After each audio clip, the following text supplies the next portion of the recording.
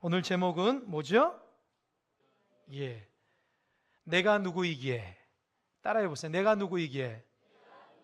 내가 누구이기에. 제가 묻겠습니다. 여러분 누굽니까? 여러분 누구십니까? 누구라 하면 이제 이름을 딱 댈 텐데요. 자, 이 말씀을 통해서 하나님의 뜻이 무엇인가에 대해서 많이 생각해 봤습니다. 우리가 지난 2주간 동안 이 고넬료에 대해서 말씀을 들었습니다. 이 고넬료는 이방인이었습니다. 로마 백부장이었습니다. 그러니까 하나님의 은혜를 받을 수 없고 죽을 수밖에 없는 이방인이었지만 이 로마 본국에서 가이사랴 유대로 파견 근무를 나왔습니다. 그래서 열심히 근무하는 중에 하나님께서 정말 하나님의 경건한 유대인을 통해서 고넬료를 변화시켰습니다. 그 경건한 유대인은 하나님을 정말 잘 섬기는 사람이었고 이웃을 잘 사랑하는 사람이었고 기도의 사람이었어요. 그래서 이방인 고넬료가 그의 삶을 통해서 하나님이 살아있다는 것을 깨닫고 하나님을 영접하였습니다. 고넬료가 하나님을 영접하고 정말 그 경건한 유대인처럼 하나님 말씀에 순종하고 이웃을 사랑하고 온 가정이 하나님 잘 믿고 날마다 기도하는 사람이 되었습니다. 그런 사람이었는데 하나님께서는 그에게 한 가지 놀라운 축복을 주셨는데 그게 뭐냐? 예수님을 영접함으로 하나님의 구원 백성 만들어 주셨습니다. 그러면서 누구를 붙여주셨는지 아십니까? 지난 시간 말씀드렸죠. 누구죠? 베드로입니다. 잘 드셨네요. 베드로입니다. 하나님께서 베드로를 통해서 하나님의 놀라운 사람을 통해서 예수의 사람을 통해서 고넬료가 예수님을 영접하고 구원 백성 만들어 주셨습니다. 고넬료 가정을 가가지고요 말씀을 전하다가 예수님을 영접하게 됐고요 세례를 통해서 그가 하나님의 거룩한 백성이 되었습니다. 고넬료가 변화된 모습을 보고 베드로가 너무너무 기뻤습니다. 감동이 있었습니다. 그리고 나서 베드로가 고넬료가 있는 가이사랴에서 이제 예루살렘 교회가 있는 곳으로 갔습니다. 이 베드로는 마음속에 기쁨과 감사하는 마음을 가지고 하나님께서 나와 함께 하신다라고 하는 기쁨을 가지고 예루살렘 교회의 공동체에게 하나님께서 나를 통해서 이방인 고넬료를 변화시켰다라고 얘기했어요. 그러면 예루살렘 교회에 있던 성도들이 베드로를 위해서 기도했던 성도들이 박수치고 환호하고 격려하고 좋아할 줄 알았는데 그러지 않고 베드로를 비난하는 거예요. 베드로를 향해서 손가락질하는 거예요. 베드로를 향해서 욕을 하는 거예요. 이 베드로 마음속이 너무너무 마음 상한 거예요. 왜요? 하나님의 은혜 가운데 한 영혼이 주님 앞에 돌아와서 변화되고 새로운 삶을 살아가는데 함께 믿음 생활했던 믿음의 백성들을 좋아하지 않는 거예요. 1절을 보니까 11장 1절을 보니까 뭐라 하냐면 사도들과 형제들이라고, 유대에 있는 사도들과 형제들. 여기에서 사도들과 형제라는 무슨 말이냐면 사도들은 베드로처럼 예수님의 제자입니다. 그러니까 3년 반 동안 예수님과 함께 동고동락하면서 주님의 뜻을 누구보다도 잘 옆에서 들었던 제자들임에도 불구하고 베드로를 통해서 구원의 역사가 선포됐는데도 불구하고 사도들, 제자들은 베드로를 비난하기 시작합니다. 형제들은 누구일까요? 형제들은 유대인이었지만 하나님의 감동으로 예수님을 영접해서 예루살렘 교회의 든든한 믿음의 일꾼이었습니다. 베드로를 위해서 기도하고 베드로와 함께 동역했던 사람입니다. 그럼에도 불구하고 베드로가 이방인에 가가지고 복음을 전해서 그들이 예수의 사람 만들었는데도 불구하고 기뻐하거나 즐거워하지 않았습니다. 오늘 본문의 말씀은 여기로부터 시작됩니다. 왜 영혼이 변화되고 왜 영혼이 예수님의 사람이 되었음에도 불구하고 즐거워하고 행복하고 기뻐하고 박수치고 격려하지 않았을까요? 오히려 비난했을까요? 그들에게 있어서 베드로를 비난한 것은 한 가지입니다. 어떻게 해서 할례자가 자의 집에 들어가서 함께 식사하며 복음을 전할 수 있냐는 것입니다. 창세기 17장에 보면 하나님께서 아브라함에게, 믿음의 조상 아브라함에 나타나서 내가 너를 나의 백성으로 만들다 하면서 한 가지 약속을 했는데, 그게 뭐냐면 할례입니다. 그래서 하나님의 백성들은 다 할례를 받아야 하지만 하나님의 백성의 표시였습니다. 처음에는 그렇게 의롭게 좋게 하나님의 백성을 귀하게 만들기 위해서 하나님께서 할례를 행하였는데, 세월의 흐름에 따라서 하나님을 진심으로 섬기고 하나님의 백성답게 살아가지 않더라도 몸에 할례 자국만 있으면, 표시만 있으면 하나님의 백성이라고 하는 어느 순간부터 교만함이 생기기 시작한 거예요. 그래서 너가 하늘 백성, 하나님 백성, 구원받은 백성과 그렇지 못한 백성을 나누는 기준이 어디 있느냐? 할례를 받았느냐 받지 않았느냐 하는 인간적인 기준에서만 바라보는 거예요. 그렇게 된 거예요. 그러다 보니까 유대인들이 시간의 흐름에 따라서 할례 받은 유대인들은 구원받은 백성이요, 할례 받지 않은 이방인들, 무할례자들은 지옥 갈 인생이라 생각해서 그들과 함께하지 않았습니다. 이스라엘 백성이 하나님의 은혜로 가나안 땅에 들어갔을 때에 하나님께서 이스라엘 백성에게 뭐라 약속했냐면, 가나안 땅에 들어가면 우상을 섬기는 거 함께하지 말라는 거예요. 우상 숭배자들과 결혼도 하지 말고 우상 숭배하는 거 가까이 하지 말라는 거예요. 그들을 다 멸하라는 거예요.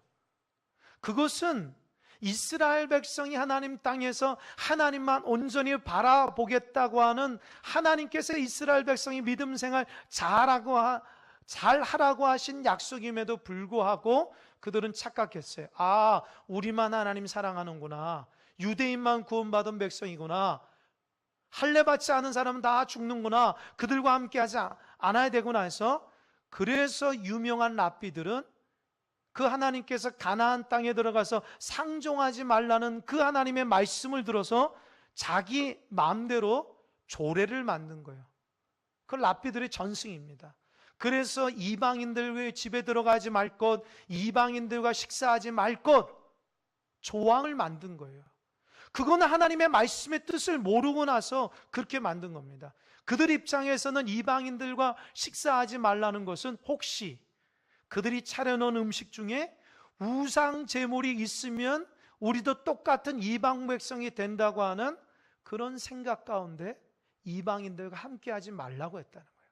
그러니까 지금 베드로가 이방인을 변화시켜서 하나님 백성, 하나님의 백성 돼서 하나님 기뻐하시는 이름에도 불구하고 예수님의 제자였던 사도들과 예수님을 영접해 변했던 유대인들은 과거에 가졌던 편견을 그대로 가지고 베드로를 비난하기 시작하는 것입니다.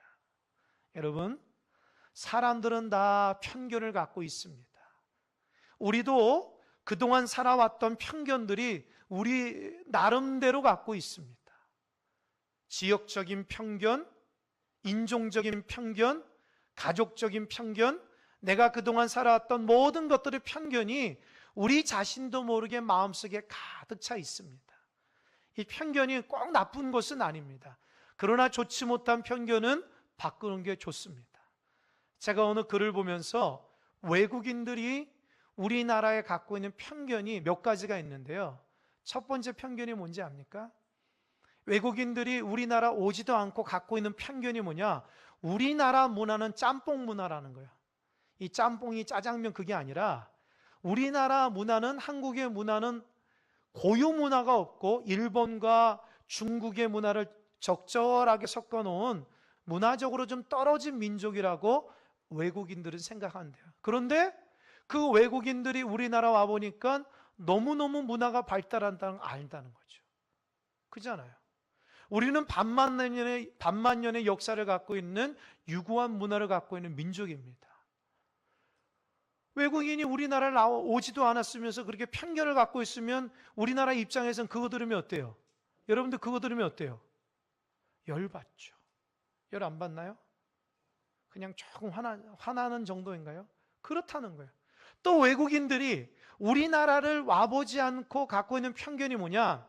우리나라는 아주 못 사는 나라고, 우리나라는 너무너무 무서운 나라, 살기도 무서워서 밖에 나가지도 못하는 무서운 나라라는 거예요. 웃기죠. 여러분, 우리나라가 얼마나 잘 삽니까? 외국에 나가신 분들은 우리나라가 잘 산다는 것을 안다는 거예요. 외국인들이 우리나라가 얼마나 잘 사는 거 알게 되는 거예요. 여러분, 우리나라처럼 안전한 나라가 없습니다. 밤 12시, 밤 2시, 3시 걸어 다녀도 전혀 무섭지 않은 나라가 우리나라입니다. 외국에는 밤에만 되면 거리를 못 다닌대요. 그죠? 그래서 우리나라 한 번도 와보지 않던 사람이 우리나라에서 그렇게 얘기하면 어때요? 우리는 그 틀린 소리라고 생각하잖아요. 마지막으로 제일 웃긴 건 우리나라 와보지도 않았던 사람이 우리나라에게 편견을 갖고 있는 세 번째로는 우리나라는 식탁에서 늘 개고기가 있다는 거예요. 우리나라는 개고기를 날마다 먹는다는 거예요. 그럽니까? 혹시 여러분 가정 가운데 날마다 밥상에 개고기가 나오는 그런 가정이 있습니까? 그건 정말 부자입니다. 그죠? 여러분, 사실 우리나라는 이제 어느 정도 애완견을 많이 기르기 때문에 개고기를 잘 먹지는 않습니다. 혹시 우리 남자 성도님들 중 개고기 좋아하시는 분 있는데 지금 뭐 개고기 먹읍시다 이렇게 말하는 사람들 그렇게 많지 않습니다. 뭐 복날이나 조금 찾아 먹을까요? 그잖아요. 그러니까 외국 사람들은 몇 가지 주워 들은 정보를 가지고 우리나라에 대한 편견을 가지고 있습니다. 잘못된 편견이죠. 마찬가지입니다. 유대인도 하나님의 말씀 한두 구절 가지고 하나님이 이럴 것이다라고 하는 편견을 가지고 이방인들은 구원받지도 못하고 죽어야 될 그런 민족이라고 편견을 갖고 있습니다. 잘못된 거죠. 그래서 베드로는 마음이 좀 속상한 것입니다. 하나님의 은혜로 하나님의 감동으로 가서 복음을 전해서 그들도 모두 다 예수님의 사람 만들었는데 하나님이 기뻐하시고 베드로 마음속에 감동이 있는데도 불구하고 같이 함께 했던 제자들과 하나님의 귀한 형제들은 함께 기뻐하지 못했습니다. 여러분, 선한 일을 하다가 낙심할 수 있습니다. 그러나 포기하지 아니하면 하나님께서 열매를 줄 줄 믿습니다. 갈라디아서 6장입니다. 여러분, 선한 일을 하다 낙심하지 말라라는 말씀을 묵상하면요, 뒤로 해석하면 내가 무슨 일을 하다가 낙심한다 그러면 그 일은 선한 일이라는 거예요. 선한 일을 하는데 낙심한다, 낙심하지 마십시오. 주일을 하다가 남이 알아주지 않더라도 하나님의 귀한 신앙을 가지고 믿음을 가지고 하나님의 영광을 일하다가 때로는 오해받고 때로는 힘들고 어려운 일을 만나더라도 그것이 하나님의 선한 일이라면 절대로 포기하지 마시기 바랍니다. 때가 되면 하나님께서 응답으로 하나님께서 열매로 허락한 줄 믿으시기 바랍니다. 베드로도 그걸 알았던 것 같아요.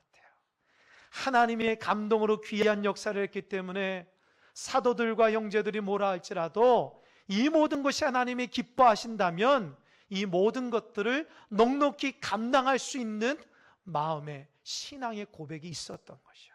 그래서 베드로는 낭망하고 실망할 때 그 타이밍에 오직 하나님의 말씀으로 전공법을 가지고 이겨나간 것입니다.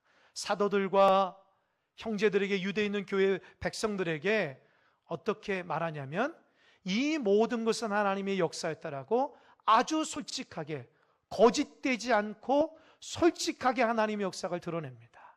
그러면서 베드로는 그들에게 한번 들어보라 얘기하면서 이렇게 얘기합니다. 어느 날 하나님 앞에 다락에서 기도하는데, 아주 깊이 있게 기도하는데, 점심때가 다 되었는데도 하나님 앞에 깊이 있게 기도하는데 환상 가운데 하나의 보자기가 착 내려오더라. 그 보자기를 열어보니까 그 보자기 안에는 이 짐승들이 이게 가득한 거였어요. 그때에 하나님께서 베드로에게 그 배고픈 12시였기 때문에 뭐라 하냐면 잡아먹으라. 고해서 배고파서 잡아먹으려고 기도 환상 중에 보니까 잡아먹을 거 없는 거예요. 왜요? 다 하나님께서 율법에 부정한 짐승이었기 때문이었어요. 잡아먹으려고 잡았다가 안 되지. 베드로는 예수님 만나서 하나님 백성으로 살아가면서 하나님 원치 않는, 부정하거나 원치 않는 것을 다 하지 않기 때문에 정결한 백성으로 살아갔습니다. 그래서 하나님 앞에 말합니다. 하나님, 이거는 정결하지 못한 짐승들입니다. 저는 정결하게 원합니다. 먹지 않겠습니다 하니까 하나님이 칭찬할 줄 알았는데 하나님 뭐라고 했어요? 야, 베드로야, 내가 깨끗하다고 하는 것은 깨끗한 거지, 잡아먹어라. 하나님이 깨끗하게 한 것을 너가 속되다고 하지 말아라. 그렇게 얘기하는 거예요. 아마도 베드로는 충격을 받은 것 같아요. 그제껏 하나님의 뜻이라고 알고 쭉 달려왔는데 하나님께서 기도 중에 이건 아니다라고 하니까 충격을 받은 거예요. 그래도 베드로는 그동안 갖고 있었던 편견, 갖고 있던 생각을 가지고 아닙니다, 하나님과 부정하기는 먹지 않겠습니다. 베드로도 대단해. 하나님 앞에 3번씩 반대를 했습니다. 하나님은 자꾸 먹으라고 하는 거예요. 그러다가 그 환상이 사라졌는데 때마침 누가 베드로를 부르는 거예요. 성령께서 말합니다. 가라, 내가 보냈다. 딱 보니까 누구냐? 가이사랴에서 온 고넬료 일행이라는 거예요. 그들의 말씀을 들어보니까 고넬료도 기도 중에 하나님의 음성을 듣고 베드로를 찾아가라 했기 때문에 베드로가 그것이 하나님의 역사임을 성령께서 알아서 베드로가 갑니다. 가이사랴 가니까 깜짝 놀랍니다. 예수님 누구보다도 잘 믿는 사람보다도 진실하게 하나님의 귀한 종을 마음속에 기대하는 마음을 가지고 온 거예요. 온 집안 식구들과 사랑하는 형제자매를 다 불러 모았습니다. 베드로가 들어올 때에 발 앞에 엎드렸습니다. 정복민이고 피정복민에도 그런 편견들을 다 깨고 하나님의 말씀께서 하나님의 말씀으로 축복 주신다고 말씀 가운데 엎드렸어요. 그리고 베드로가 그들에게 하나님의 말씀을 선포할 때의 첫 번째의 역사는 성령이 역사한 거예요. 베드로가 예루살렘 교인들에게 얘기합니다. 내가 하나님의 감동으로 복음을 전할 때에 고넬료에 있던 가정에 있는 모든 사람들이 성령을 받았다는 것입니다. 그래서 이것은 하나님의 역사이기 때문에 내 임의대로 한 것이 아니라 하나님의 역사이다 라는 것입니다. 여러분, 어떤 일을 하다가 성령이 역사하면은 그건 하나님의 역사인 줄 믿으시기 바랍니다. 예배드릴 때다 마음에 감동이 있다, 그건 하나님의 역사입니다. 마음이 뜨거워지고 그 말씀이 바로 나에게 말씀하시는 것 같고 그 말씀이 내 마음속에 박힌다, 성령의 역사입니다. 베드로는 사도행전 2장에 보니까 오순절날 마가의 다락방 120명이 모여서 하나님 앞에 간절하게 기도할 때에 하나님의 성령이 불같이 바람처럼 임하는 것을 경험했던 자이기 때문에 성령의 역사를 이미 알고 있었던 거예요. 고넬료 가정에, 이방인 가정에서도 하나님의 복음 전에 똑같이 바람 같은, 불같은 성령이 고넬료 가정 가운데 임하였기 때문에 놀란 겁니다. 하나님이 이 가정 가운데 역사하는구나. 그래서 하나님이 역사하는. 두 번째, 하나님의 복음을 전할 때에 베드로 마음속에 하나님의 생각을 불어넣으신 거예요. 여러분, 하나님의 생각, 하나님의 말씀이 생각난다고 하는 것은 하나님의 주권적인 역사임을 믿으시기 바랍니다. 여러분, 기도하는 중에 일상적인 삶 가운데에 하나님의 말씀이 강렬하게 마음속에 일어난다라는 것은 하나님이 지금 나와 함께 역사하고 있다는 증거입니다. 베드로도 사도행전 1장에 요한은 물로 세례를 주지만 몇 날이 못되어 너희는 성령으로 세례를 받으리라고 하는 그 말씀을, 고넬료 가정 가운데 말씀을 전할 때에 성령이 역사하는 것을 보고 깨달았다는 거예요. 성경에 보면 하나님의 종들, 하나님의 선지자들, 하나님의 사람들이 하나님의 말씀을 선포할 때에 반드시 얘기하는 게 뭔지 압니까? 하나님의 구약 어느 선지자의 말씀에 이렇게 얘기합니다. 하나님의 말씀에, 이 말씀이 우리에게 지금 응하였느니라 라고 말하고 있습니다. 그러니까 하나님의 역사는 하나님의 말씀이 들어가야 할 때만 하나님의 역사입니다. 예배도 마찬가지입니다. 목회자가 자기 얘기나 세상적인 얘기도 참 좋지만 하나님의 말씀을 전할 때에 그 말씀이 우리 공동체 가운데 떨어질 때에 하나님의 임재를 경험한 줄 믿으시기 바랍니다. 그래서 우리 큰사랑교회 공동체는 말씀이 있는 교회, 말씀의 능력이 있는 교회가 될 줄 믿습니다. 그 말씀으로 우리가 성장하고 변화되는 것입니다. 말씀이 곧 하나님이기 때문입니다. 베드로가 고넬료 가정 가운데 하나님 말씀을 전할 때에 하나님의 말씀이 떠올랐다는 것은 지금 일어나는 모든 일이 하나님이라고 하는 것을 베드로가 고백한 거예요. 세 번째로는 예루살렘 교인들에게 내가 고넬료 가정 가운데 하나님 말씀을 전할 때에 내가 처음 예수님 만났을 때, 아니 우리 예루살렘 교회가 처음 예수님 만났을 때의 그 모습이 똑같이 그들에게도 일어났다는 거예요. 여러분 예수님 처음 만났을 때 어땠습니까? 기억나십니까? 누군가로부터 복음을 듣고 누군가로부터 전도를 받아서 어렸을 때 엄마 손을 붙잡고 성전에 와서 예배를 드리는데 무슨 말인지 모르는데 마음에 감동이 있어서 울게 되고 나도 모르게 찬양하다가 눈물이 나게 되고 하나님 말씀을 듣는데 그 예수님을 내 마음속에 모시고 싶다라고 하는 감동이 일어나고 그저 교회가 좋고 주님이 좋고 그저 하나님 앞에 예배하는 것이 좋고 주님만 부르짖어도 마음속에 너무너무 좋았던 그 순간이 기억나십니까? 처음 예수님 만나서 신앙생활했던 그 감동, 고넬료의 가정에 그런 역사가 일어났다는 거예요. 예수님의 복음을 듣는데 고넬료 모든 식구들이 눈물을 흘리기 시작하는 거예요. 예수님의 복음을 듣는데 자기 죄를 회개하기 시작하는 거예요. 이제껏 살아왔던 모든 것들을 회개하며 나아가는 거예요. 그 십자가의 복음의 말씀을 들을 때에 나는 죄인이라 땅바닥을 치면서 이제는 내가 예수의 사람 되겠습니다, 이젠 예수님을 위해서 살겠습니다라고 하는 그 이방인들의 그 모습의 감동과 은혜를 보고 하나님이 역사하는구나 베드로가 느꼈다는 것입니다. 여러분, 하나님 말씀이 선포될 때에, 성령이 임할 때에 우리 첫사랑, 첫마음이 회복되어야 됩니다. 처음 여러분 주의 성전에 나왔을 때, 어렸을 때, 청년 시절에, 결혼하고 나서 누군가의 손에 붙들려서 왔을 때에 주님이 너무너무 좋아서 주님을 위해서라면 뭐든지 다 할 수 있다고 하는 그런 감동, 주님만 부르지면 왜 이렇게 눈물이 나는지, 수도꼭지처럼 하나님의 말씀을 보는데 꿀송이처럼 달고, 여러분 그 신앙이 여러분 가운데 회복되길 바랍니다. 어느 순간부터 하나님의 말씀이 들려도 들려지지가 않고 기도가 막혀서 하나님의 뜻을 찾지도 못하고 하나님 앞에 신령과 진정으로 예배드리는 것이 아니라 나의 습관적으로 예배를 드리게 되며 하나님 앞에 교회를 섬기는 것이 아니라 그저 습관적으로 나오게 되는 우리의 모습들, 여러분 첫사랑을 회복해야 됩니다. 주님을 만난 그 첫사랑을 회복해서 주님이 얼마나 좋으신지, 너무너무 좋으신 분인지를 회복하셔야 됩니다.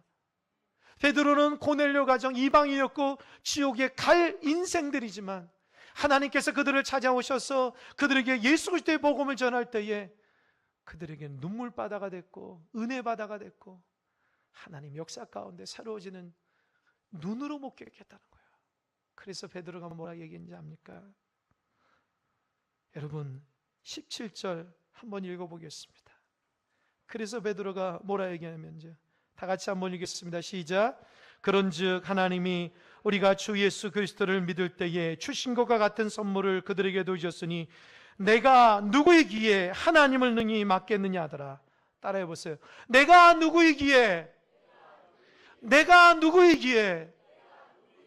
베드로는 내가 도대체 누구이기에? 나도 유대인들만 구원받을 줄 알고 무할례자들에게는 함께하지 않아야 되고 그들에게는 구원이 없다는 것을 알면서도 그들에게 다가가서 복음을 전한 것은 내가 누구이기에? 하나님의 감동을 막고 하나님의 역사를 막지 않을 수밖에 없기 때문에, 막으면 안 되기에 하나님의 역사 가운데 하나님의 도구가 되어야 되기 때문에 내가 순종했다는 것입니다. 여러분 누구입니까? 여러분은 누구입니까? 여러분을 통해서 하나님의 역사가 드러나야 됩니다. 여러분을 통해서 복음이 드러나야 되고, 여러분을 통해서 하나님의 놀라운 은혜가 드러나야 됩니다. 여러분의 가정에서도, 교회에서도, 이 나라 이민족에서도 여러분을 통해서 하나님의 역사가 드러나야 됩니다. 할렐루야. 우리는 하나님의 도구입니다. 우리는 주인이 아닙니다. 우리는 하나님이 아닙니다. 우리는 그저 하나님의 백성입니다. 하나님께서 가라 하면 가야 되고요, 멈추라면 멈춰야 되고요, 기도하라 하면 기도해야 되고요, 이것 하라면 이것 해야 되고요, 하지 말라 하면 멈춰서서 하지 않는 것이 하나님 백성입니다. 가라는 데도 가지 않고, 멈추라는 데도 가고, 기도하는 데도 기도하지 않고, 예배드리라는데 예배드리지 않고, 하나님 말씀에 순종하지 않고, 복음을 전하는데 복음을 전하지 않는다면 어느 순간부터 우리는 우리 자신이 하나님이 되는 순간이 돼요. 우리는 하나님의 역사만 드러내는 도구지, 우리가 하나님이 아닙니다. 우리가 하나님 자리에 올라가면 안 됩니다. 그러면 교만한 것이고 하나님 보시기에 온전치 못한 거예요. 베드로도 마찬가지입니다. 가지 않으려고 했는데, 이방인들과 함께 하지 않으려고 했는데, 내가 누구이기에, 하나님의 감동을 막 수 없기에, 하나님의 역사를 막을 수 없기에 갔다라는 것입니다. 여러분들이 하나님의 감동 주면 그대로 하시길 바랍니다. 이것이 하나님의 뜻이라면 목숨 바쳐 순종함으로 믿음으로 나아가는 여러분 되시길 바랍니다. 믿지 않는 자들에게도 저 사람 지옥 갈 사람이야 하지 마시고, 하나님의 감동이 있으면 복음을 전하는 여러분 되시길 바랍니다. 어떤 순간일지라도 하나님이 하면 함께 따라갈 수 있는 순종의 사람들이 되시길 바랍니다. 저도 하나님 앞에 결단합니다. 내가 누구이기에, 담임 목사가 하나님의 자리에 있지 않습니다. 저도 하나님의 종입니다. 하나님이 하라 하면 하고, 하지 말라 하면 하지 않은 순종하는 자가 되어야 됩니다. 우리도 마찬가지입니다. 하나님이 기뻐하시는 일만 했으면 좋겠습니다. 하나님의 역사를 방해하면 안 됩니다. 나도 하나님의 역사를 방해하면 안 됩니다. 신앙은 하나님을 내 안에 가둬놓는 것이 아닙니다. 그래서 신앙을 내 안에 가둬놔서 내가 최고다 생각하면 안 됩니다. 신앙은 내가 하나님 안에 들어가는 것입니다. 베드로는 그걸 알았어요. 그래서 그 무시무시한 편견을 깨뜨리니까 복음의 역사가 드러났습니다. 여러분도, 우리 교회도, 이 나라 이 민족도 갖고 있는 편견을 깨야 됩니다. 하나님의 복음의 말씀에 편견을 깨면 그 뒤로부터 하나님이 역사한 줄 믿으시기 바랍니다. 우리 공동체, 우리 모든 성도님들, 이제부터 하나님의 도구가 돼서 하나님 영광, 마음껏 영광 돌리는 여러분 되시길 바랍니다. 성령께서 우리와 함께 하시고, 하나님의 말씀이 기억나게 하시고, 예수 믿었던 첫사랑, 첫 믿음이 회복되어서 하나님의 영광을 위해서 마음껏 사용되는 귀한 믿음의 백성들이 되기를 주님의 은혜가 간절히 축원합니다. 기도하겠습니다. 하나님, 우리가 누구입니까? 우리는 하나님의 도구입니다. 편견을 가지고 하나님의 역사를 막지 않게 도와 주시옵소서.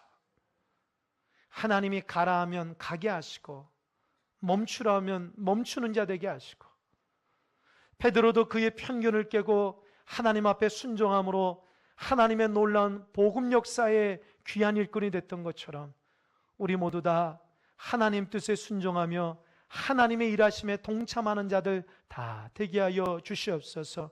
마음속에 하나님을 가다 놓는 것이 아니라 우리 하나님의 뜻에 따라 순종함으로 마음껏 하나님의 손에 잡혀서 마음껏 사용되는 믿음의 백성들이 될 수 있도록 축복하여 주시옵소서. 감사하고 이 모든 말씀 예수님의 이름으로 기도하옵나이다. 아멘.